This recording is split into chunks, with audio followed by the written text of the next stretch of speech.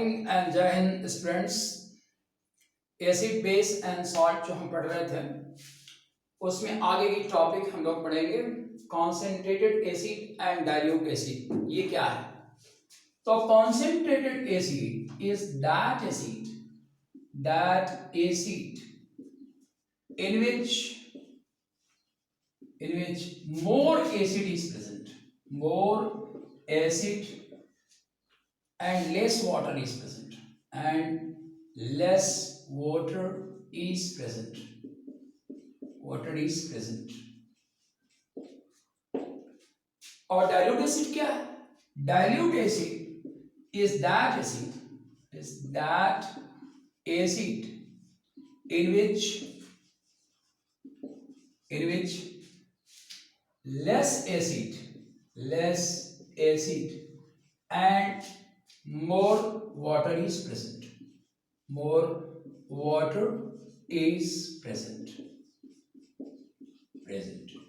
ये concentrated acid और dilute acid का परिभाषा है। जिस एसिड में एसिड की मात्रा ज्यादा हो लेकिन पानी की मात्रा कम हो वो कॉन्सेंट्रेटेड एसिड है। जिसमें एसिड की मात्रा कम हो पानी की मात्रा ज्यादा हो वो डाइल्यूट एसिड है। अब हम लोग ऐसा करते हैं कि इसको लिखा कैसे आता है। आप देखे होंगे लैब के बोतल पर ये लिखा रहता है कॉन्क H2SO4, कॉन्क HCl।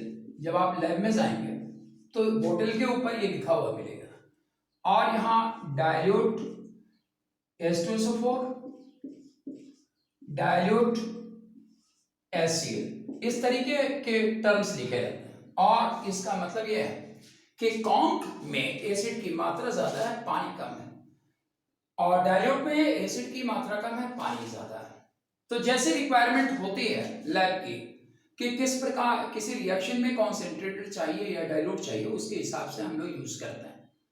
अब एसिड का डाइल्यूशन कैसे होता है और इसमें क्या सावधानी हमें लेनी है इस चीज को हम देखते हैं। तो जो टर्म है यहां डाइल्यूशन ऑफ एसिड, ये कैसे किया जाए? डाइल्यूशन ऑफ एसिड का डाइल्यूशन आप जान रहे हैं कि डाइल्यूट एसिड में पानी ज्यादा होता है, कॉन्क एसिड में पानी कम होता है। तो किसी भी कॉन्सेंट्रेटेड एसिड में अगर पानी की मात्रा बढ़ाई जाए तो डाइल्यूट एसिड में वो कन्वर्ट कर जाएगा। लेकिन दो पॉसिबिलिटी यहां बनती है। पॉसिबिलिटी नंबर 1 क्या है कि should we add water in acid, and second point जो यहां तैयार हो रहा है कि should we add acid in water। जब डाइल्यूशन की बात आएगी तो प्रोसेस दो हो सकते हैं, या तो हम एसिड में पानी को डाल दें या पानी में एसिड को डाल दें। तो कौन सा काम करना है? तो सबसे पहले ये जान लेना है कि एसिड जब पानी के साथ होता है तो उसमें होता क्या है। जब भी आप एसिड जैसे ये HCl है आप इसमें अगर वाटर डालते हैं तो जो फिनोमेना होती है वो H++Cl- आयन बनता है। और आपको हम बताया है कि इस आयन क्या है? ये प्रोटॉन है। तो ये प्रोटॉन पार्टिकल के रूप में आता है और इसलिए ये फिनोमेना क्या है? हाईली एक्सोथर्मिक होती है। हाईली एक्सोथर्मिक फिनोमेना है। तो हाईली एक्सोथर्मिक फिनोमेना है, इसलिए एसिड के ऊपर में पानी डालना, इसका मतलब यह हुआ कि आग के ऊपर में आप पानी डाल रहे हैं। तो आग के ऊपर में जब पानी डालेंगे तो क्या होगा? वही चीज एसिड के ऊपर में पानी डालने से होगा। जब एसिड के ऊपर में पानी डालेंगे एनर्जी काफी पैदा होगी और वह एनर्जी एसिड को उछाल देंगे। जब एसिड उछलेगा तो आपके चेहरे पर आपके हाथ पे आ सकता है। इसलिए जो प्रोसेस है वो ये है कि dilution is carried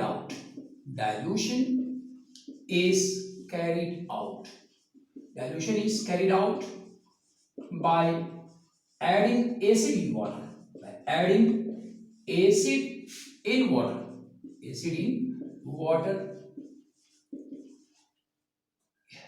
in small amount each time, small amount each time। अब यहां जो डाइल्यूशन किया है इसमें कम अमाउंट में एसिड डालते हैं, क्यों? क्योंकि जो हीट पैदा हो रही है वो हीट पानी में डिस्ट्रीब्यूट कर रहा है। अगर हीट पानी में डिस्ट्रीब्यूट नहीं कर पाता है तो ये खतरा है, इसलिए हम एसिड को कम कम डालते हैं, और जब पानी थोड़ा ठंडा होता है तो फिर एसिड उसमें डालते हैं। ये प्रोसेस जो है डाइल्यूशन का प्रोसेस है, इससे हर साल सवाल नॉर्मली बनता है। अब हम लोग एसिड के टाइप्स को समझने का प्रयास करेंगे कि एसिड का टाइप क्या हो सकता है, क्या आधार हो सकता है किसी एसिड को डिवाइड कर के क्लासिफिकेशन को समझने में। स्ट्रॉन्ग एसिड, वीक एसिड आपने पढ़ा, कॉम्प एसिड, डाइल्यूट एसिड आपने पढ़ा। एक तरीका एसिड को डिफाइन करने का और है, और वह कंसेप्ट है बेसिसिटी ऑफ एसिड। तो बेसिसिटी ऑफ एसिड क्या है ये समझना है। तो बेसिसिटी ऑफ एसिड, किसी एसिड में, मैंने बताया कि एसिड हाइड्रोजनस सब्सटेंस है जो पानी में HCl दे सकता है, जो वाटर में H+ आयन दे सकता है, उसे हम लोग एसिड कहते हैं। तो जिसमें ये क्या है, basicity of acid is defined as the number of displaceable hydrogen atoms present in the molecular formula of acid,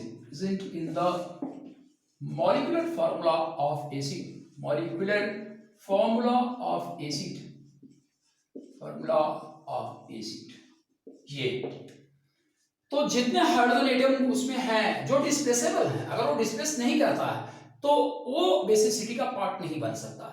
तो यहां हम लोग देखते हैं बेसिसिटी ऑफ एसिड में, जैसे HCl में कितना हाइड्रोजन है, एक हाइड्रोजन है।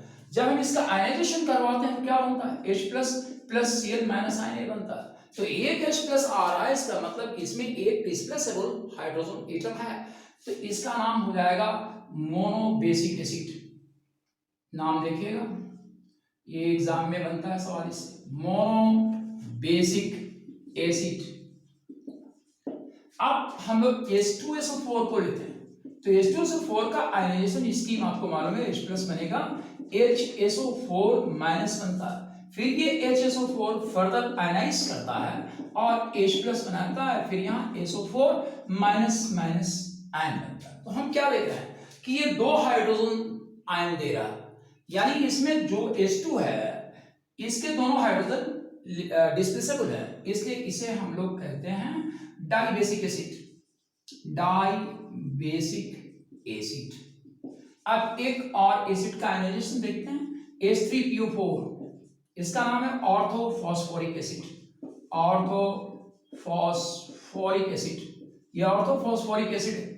तो ऑर्थोफॉस्फोरिक एसिड का आयनाइजेशन स्कीम क्या है, तो H+ प्लस H2PO4 माइनस, फिर फर्दर स्टेप में जब जाएगा H2PO4 माइनस, जब आगे आयनाइज करेगा तो H+ देगा और HPO4 माइनस माइनस दो आयन बनाता है।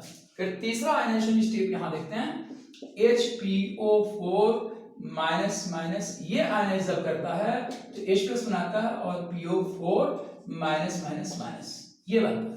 तो इस प्रकार से इसके फॉर्मूले में जो यहां हम देख रहे हैं H3PO4, इसका फॉर्मूला देखिए, इसके तीनों हाइड्रोजन वाटर में निकल जाते हैं, इसलिए ये जो H3PO4 है इसके सारे हाइड्रोजन डिस्प्लेसेबल है, इसलिए इसे हम लोग ट्राई बेसिक एसिड कहते हैं। ट्राई बेसिक एसिड इसे कहा जाता है। Thank you guys.